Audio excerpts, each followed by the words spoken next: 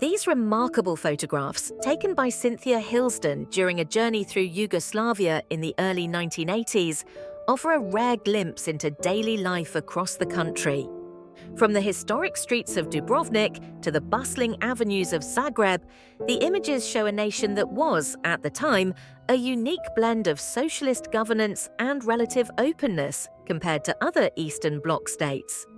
The cities featured in the collection include Postojna, Ljubljana, Trogir, Split, Dubrovnik, Zagreb, Kolocep, Neum, Blagaj, Mostar, and Sarajevo. During the 1980s, Yugoslavia stood apart from its Eastern European neighbours.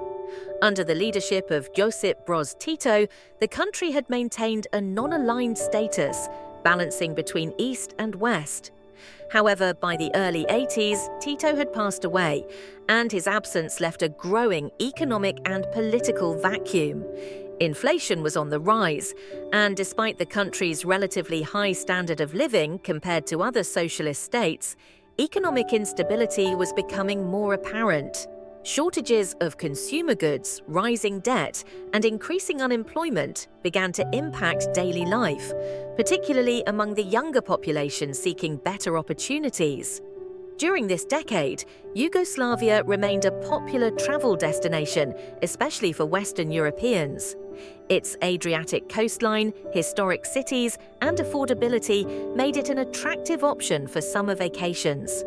Tourists flocked to the ancient streets of Split and Dubrovnik, while coastal islands such as Kolocep and resorts like Neum provided idyllic escapes.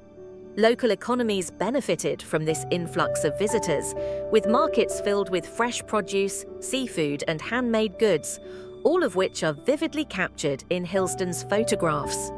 Life in the cities was a mixture of tradition and modernity.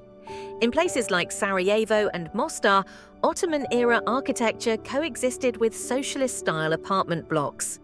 Ljubljana and Zagreb, with their Central European influences, maintained a lively cafe culture where people gathered to socialize over coffee and newspapers.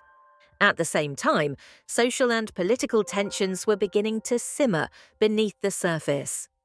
The economic decline fueled dissatisfaction among various ethnic groups, and nationalist sentiments slowly started to emerge. While the 1980s was still a relatively peaceful time, the underlying fractures in Yugoslav society were becoming harder to ignore.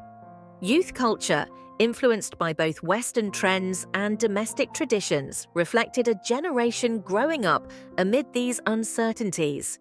Music, fashion, and even black market goods from Western Europe played a role in shaping a distinct Yugoslav identity.